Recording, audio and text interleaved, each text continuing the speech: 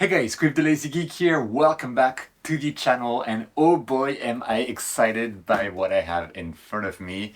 Yes, this is the upcoming ZW Seestar S50 Smart Telescope, which is currently on pre-order for $500 US.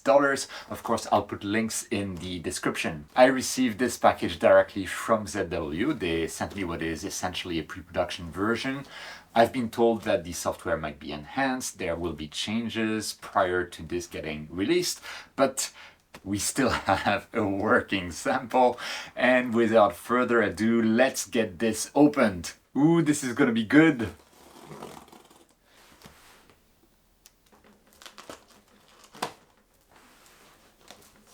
Okay guys, surprise, surprise, the box contains another box.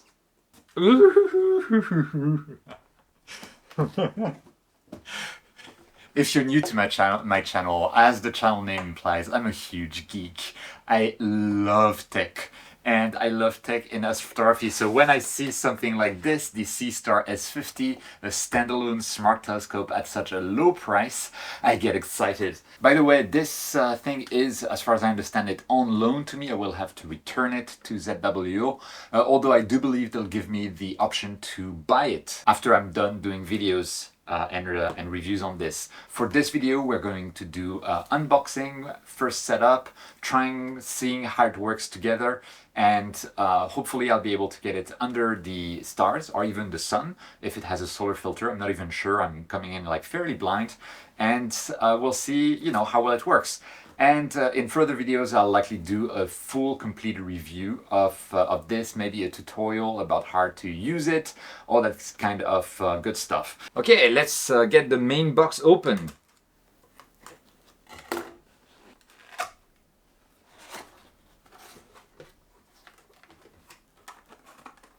Oh, in the second box, what did you think we have? We have a third box.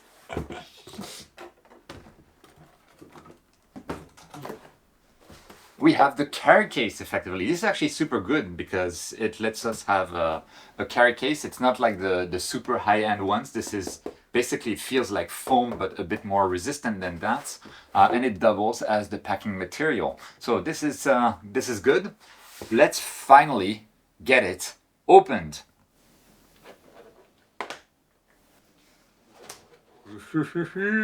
There it is.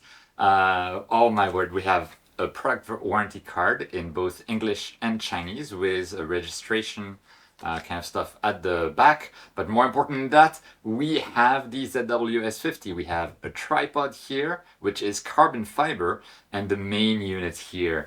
Let's get them out and see how it works. Getting the tripod out.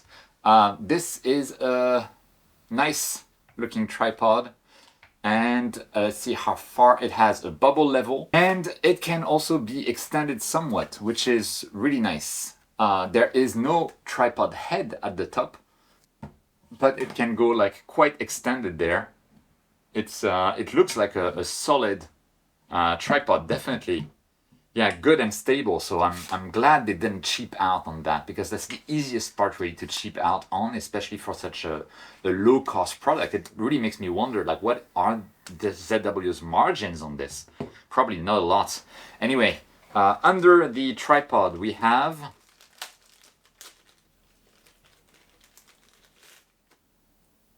a USB-C cable. We have what appears to be a solar filter. Oh, this is super cool. We can have fun during the day. And for the eclipse, oh yes, this is a solar filter. Oh, this is so cool.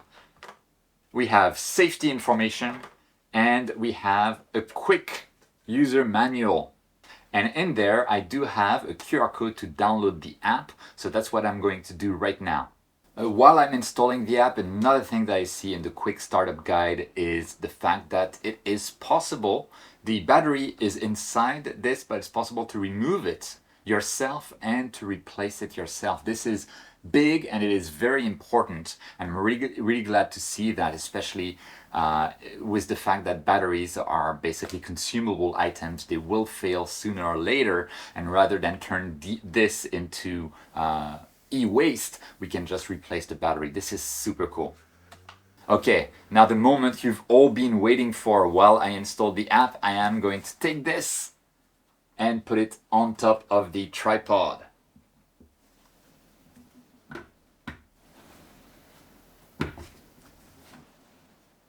So this is just screwing in on the tripod.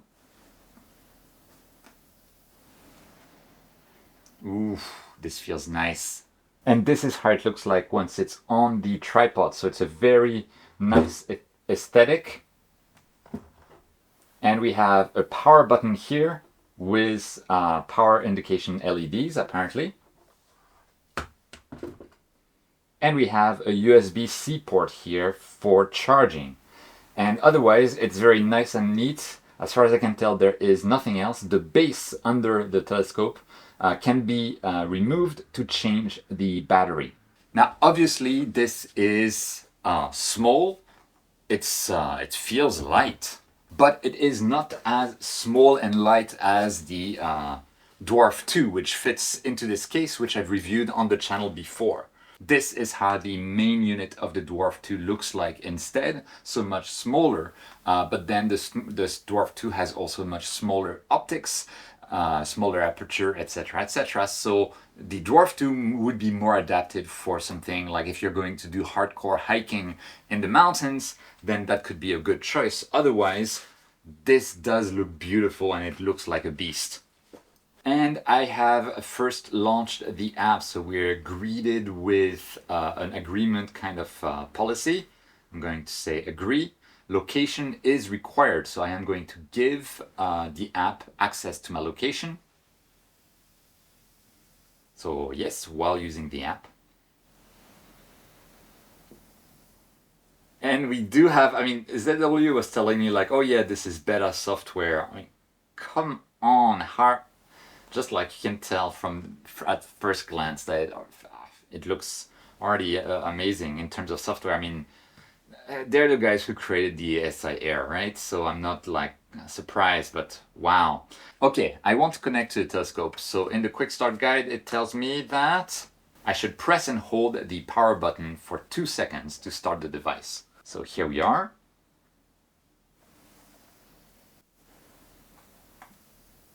Nothing happens, probably because I don't have enough battery.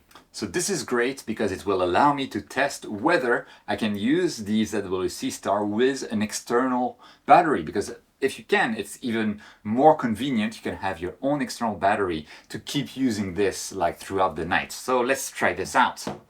And I was wrong, it apparently did have enough battery, just I probably didn't press the power button long enough.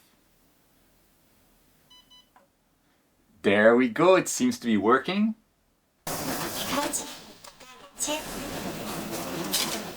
And I don't know if you heard that, but it just spoke to me in Chinese. Unfortunately, 我不明白你说什么, so I have to I think it says power on, ready to connect, according to the manual.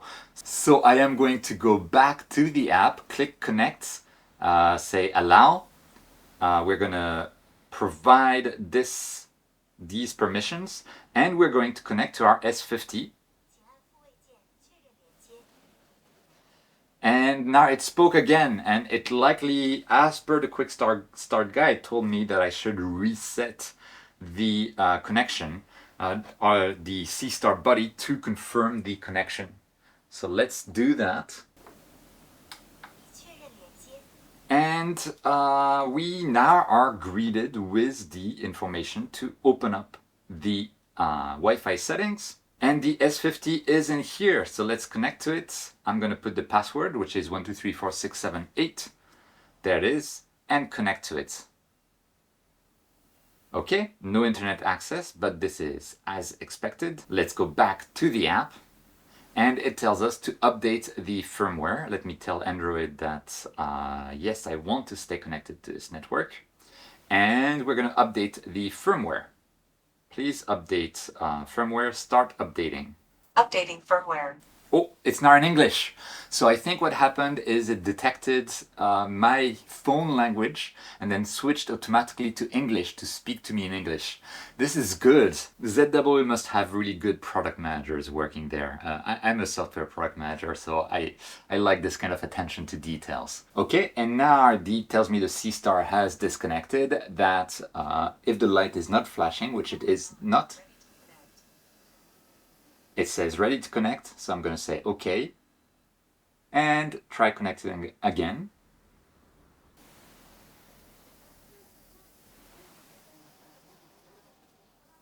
And here we are connected to the Seestar telescope. On my phone, we have a battery level of 67%. And it shows as charging, so it seems that we are indeed able to use it while charging, which is really nice. Okay, so here we are inside. So what I'll want to do is start with scenery, because I don't want to try to track objects that don't exist. So I'll want to see if I can actually control my Seestar telescope and point it at somewhere in the room, focus on it, and see how well it works. Oh, nice. So we had a quick tutorial, and now using a joystick very similar to what I'm used to with the Dwarf 2, I can move the Seestar telescope around. It's extremely quiet. I can't really hear anything. And what's cool is you can adjust the speed at which it moves by simply choosing where you're putting your finger. Oh, so it's very, very intuitive, and this is better than the Dwarf 2, which had a separate setting for the speed. Now I do have a sticker on there, which says, tear off the dust-proof film before use. Never attempt to view the sun through any telescope without proper filtering. Ooh, this is nice. I'll take the telescope outside and see how well it works there. We're outside, and isn't that thing a beauty? And I've pointed it at a far away place, I think, and we're gonna see how it looks like in the app. Ah, this is so cool. This is how it looks like in the app. So focused on a distance building. Let's try to move a bit above so I don't try to image someone else's window, which is bad practice, generally speaking. And let's try to see, can I focus on just this area by tapping on it? Autofocus. It tells me autofocusing.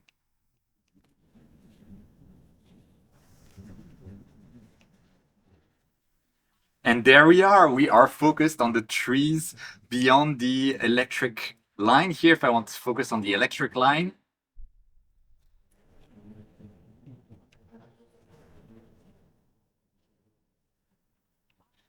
there we are. So I'm actually surprised. I did not expect it to be able to do proper autofocus on terrestrial targets, especially since I hear it taking steps. It's doing effectively a star autofocus, but with what I believe is a contrast detection method, which is something that I've actually implemented in Nina in the past. And from the sound of the motors, it seems very similar. But this is really, really cool. It's working really well just for looking around and using for terrestrial stuff. What happens if I take a photo? The photo is saved to the album. I can check the photo in the album. And if I want to take a video, like if I want to actually take a video of me autofocusing, is it going to work?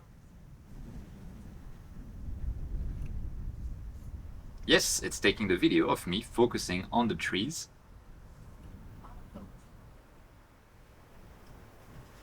So it seems to be working really well. So we have the video playing here.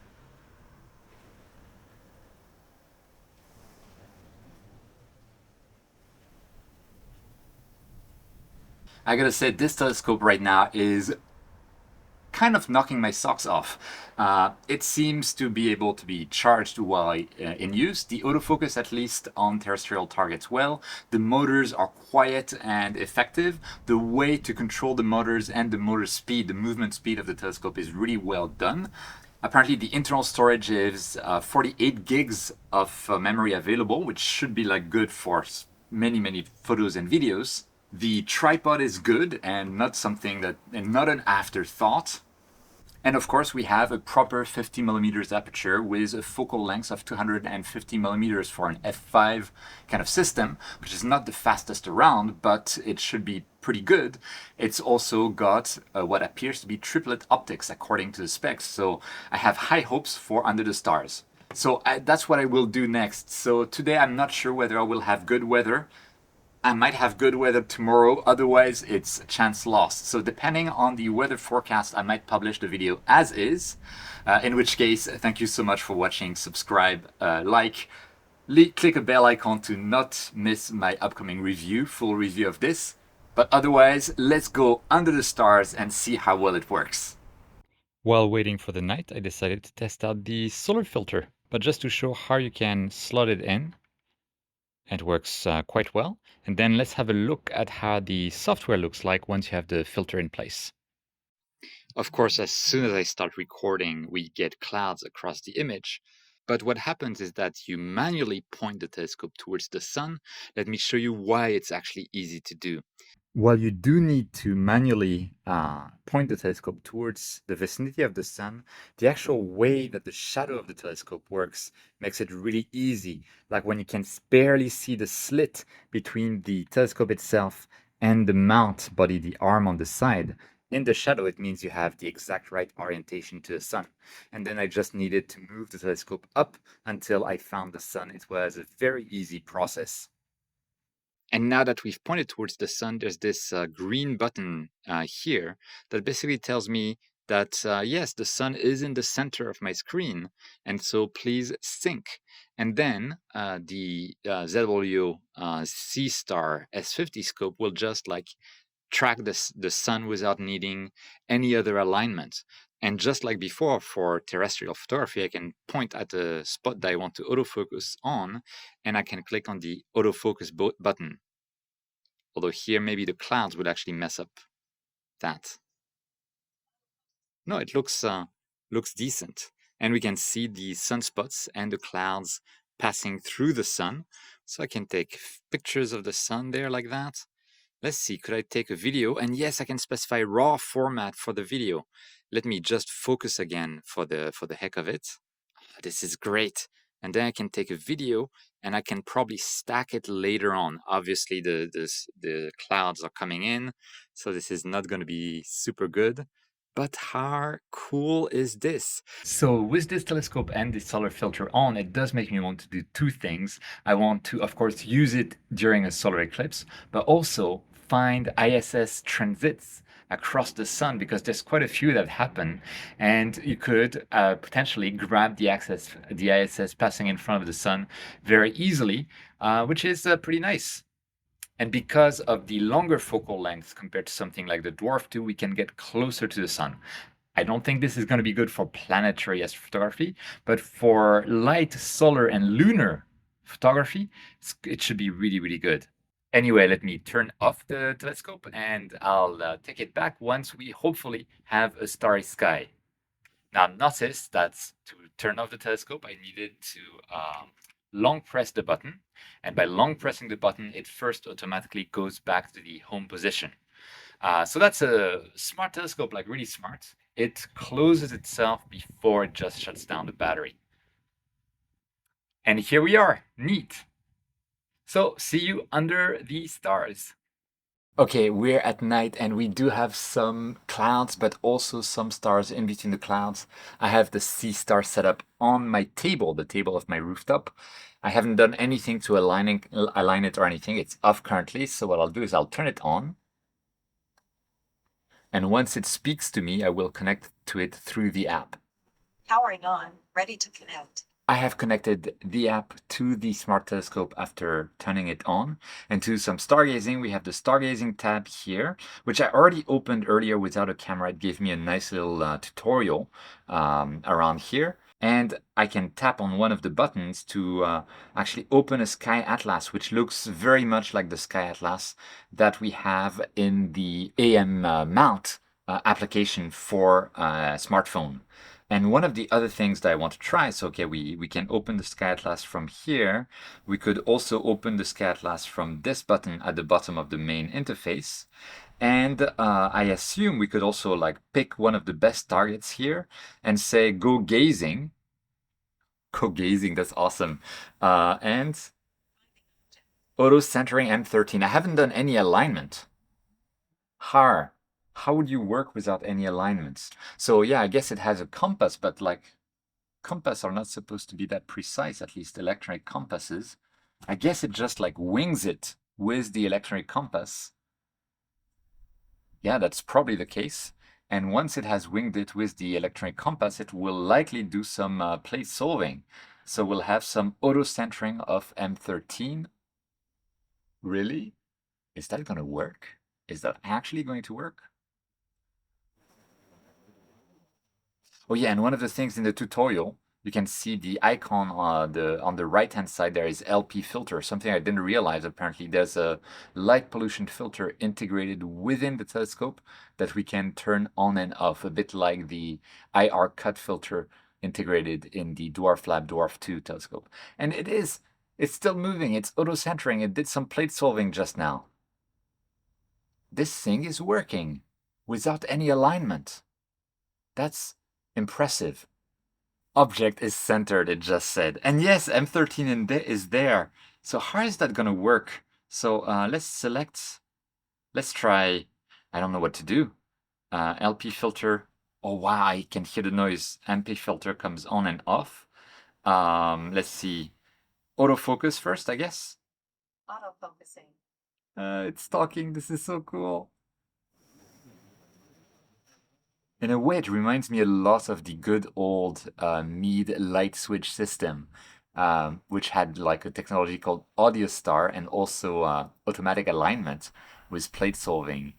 And it sounds so much the same.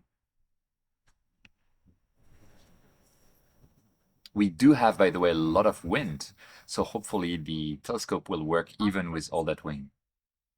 Autofocus completed. Oh yeah, and you can see I have a lot of wind.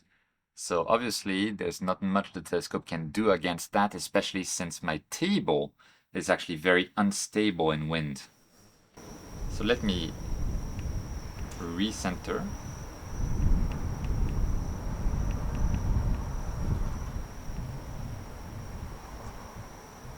Okay, while trying to recenter, I actually went too fast on the slewing with that little dial there. And so I feel like actually the Dwarf Lab separate speed setting compared to this might be good for like fine tuning because now I accidentally went away from the object. I guess I could try to go back to this and say go to again, which to recover from my mistake. So that's a small suggestion. Oh yeah, we can see it's like it's working to do the plate solving and to place it back to where it should be. So at least there is a way to get back to your object if you mess up with that little joystick. Object is centered. Object is centered, and we've already done the autofocus. We could play with the brightness. An LP filter does not work really on star clusters. So what I'll try to do is press the big red button. This is so cool. So it's going to do image accumulation. It doesn't seem to be doing like giving us any settings like how long do you want each subframe to be, how many subframes do you want to capture. Also, will it save the individual subframes? I feel like it's really made for electronically assisted astrophotography, but I hope that in the future ZW can enhance the software so that we can get the raw frames. And it would be amazing if we get all of these subframes and also being able to control the exposure time. Although I do think that ZW is first targeting like the casual astronomer who wants to have like a look at the stars. Start enhancing image.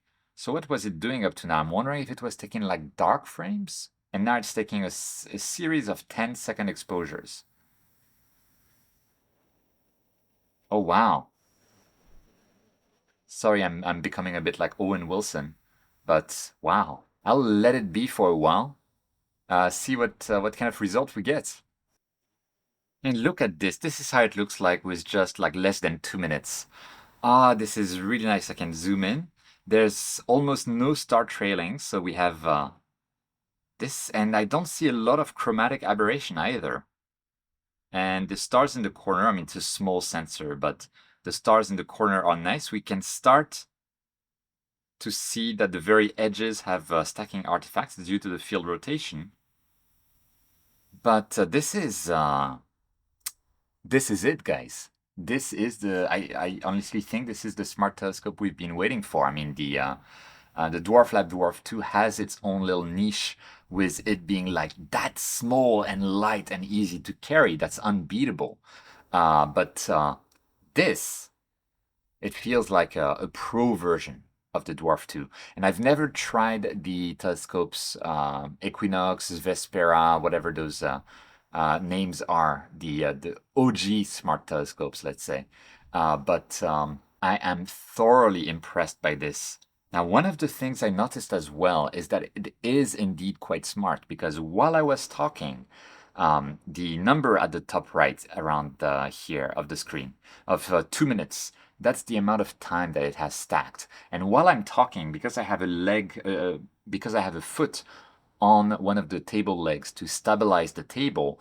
When I'm walking, when I'm talking, it's actually shaking the whole thing. And so it detects that it's not able, that the frames that it's capturing, those 10-second frames that it's capturing, are not good enough to stack, so it doesn't add them to the stack. That is really smart. Or it just fails to star align them, either. So it's either really smart or it's really dumb. Which ends up being the same thing. Awesome. Still, I think like if it was only really dumb, we would have seen some star trailing and it would have added some exposures that should not be added to the stack. So this is really neat to see. Let me stop on this target for now. And let's go somewhere else. This is really nice. Can I go like to the Ring Nebula? Do we have the ring in the best targets? We have M27. It's not quite high enough yet.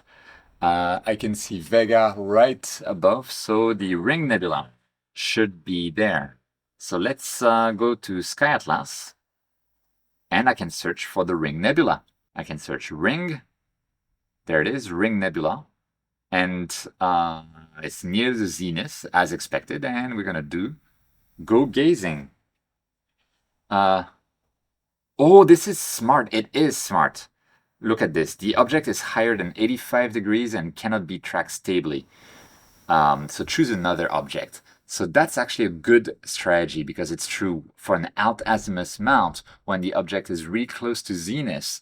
First, doing the plate solving becomes much more difficult to find where the azimuth axis should be rotated to, and the tracking becomes more difficult. So rather than basically set us up for disappointment, it chooses to tell us like, yeah, nope, don't do it. Okay, so because M57, the Ring Nebula, wasn't available due to it being too close to zenith, I'm trying M27 right now as a replacement. Will it work? I have no idea. I turned on the LP filter because LP filters should be good for nebulae. Okay, object is centered. Like no alignment whatsoever. I'm still like impressed. So let's try to accumulate light on this. I can see something in the center. Start enhancing image. And I'll see hopefully the M27 nebula appear as we stack the frames. And here we have the image just after 2 minutes of accumulation from Tokyo, one of the most light polluted cities on Earth. We can see the dumbbell structure. We can see the earlobes of the dumbbell on the side. The stars are starting to trail, but I do think it's not due to tracking, but due to the gusts of wind that we are getting. But I am extremely impressed. This is truly a push here dummy type of implementation. So let me stop the light accumulation here, and we can look at the album, and we have M27 here, light accumulated in just 2 minutes from Tokyo. This is thanks to the integrated light pollution filter. This is very, very impressive. Okay, so we're done with our unboxing, first light, testing how overall hard works, and in typical ZW fashion, they were like, oh, the software is still alpha slash beta. You're not gonna have a good experience. Don't be too hard on us. I'm like looking at this and it's like, the software is already excellent. If you're looking for a push here dummy, like one push, everything is done kind of system. This is it. $500. Control from your smartphone, light acclimation from your smartphone, no alignment, no faffing around with anything. It's like the ESI Air experience, but in a small, light package that you just plop down on the ground or on the table, whip your smartphone out, and just tap a button, and then it's on target, auto-focused, doing a light accumulation, and it's just working. And also being able to take videos for things like solar or lunar photography as well. That said, as far as I could tell for now, for lunar and solar photography, I needed to like point to the moon or the sun myself. Although I'm sure that in the future they will enhance that. And the only other nitpick that I have in my first impressions right now is the what I thought was an awesome idea at first, which was like the joystick system with adjustable speed depending on how you basically place your finger on the screen, which I had trouble like getting to really low speeds reliably. So then I moved away from M13 unintentionally and I had to redo a go to center it back, but that's like a really tiny nitpick. Now at this stage, I also, from what I can tell, this is really for EAA, electronically assisted astronomy. So it's just for viewing targets. I will double check, but I do not think that the subframes are saved in the telescope memory. So you cannot do like your own stacking later if you want to have like higher picture quality. I will double check the file formats that are saved in there, including the solar photography that we did earlier with a short video, and let you know, likely in subtitles at the bottom of the screen. But there's a lot of to investigate still, and a lot of potential. Like just like the Dwarf 2 before that, another small smart telescope in the same price range. This has the possibility to be a one-stop shop for casual astrophotography beyond even electronically assisted astronomy. If it saves all of the subframes, if it lets us do dark frames ourselves, all that kind of stuff as astrophotographers. But if you're just a casual observer, even right now, as it is with the beta software, it's perfect. Honestly, I think it's an amazing package for 500 US dollars. And ZW, I know you're watching this video, so just FYI, I'm not giving this back to you. I'm keeping it. I don't know. Just tell me how much I need to send you, but yeah, I'm keeping this. This is really, truly beautiful and absolutely impressive.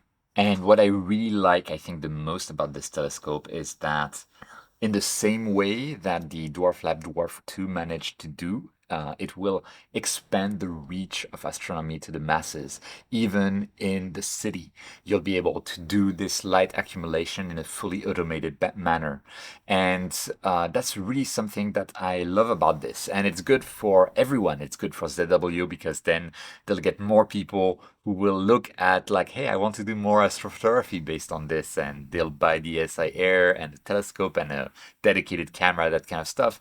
And it's good because it gets more people invested in the hobby, more people invested in the night skies, more people invested in light pollution issues. So I see products like this, especially when they're on a budget like that, as truly game changers. Anyway, that's it for my first impressions. I'm sure it's a really, really long video already. As always, thank you so much for watching it. Don't forget to go down below, subscribe, and click that bell icon for more adventures with this and other astrophotography and astronomy equipment. Like the video as well to make sure it has a lot of reach to tell people about this incredible piece of tech. And don't worry, as I keep using it, I'm sure I'll find more flaws and I'll keep you up to date on the flaws that I find in the system. But right now, wow. Wow, wow, wow. With that, thank you so much for watching. Don't forget, whenever you can, to look up at the stars, and I'll see you next time.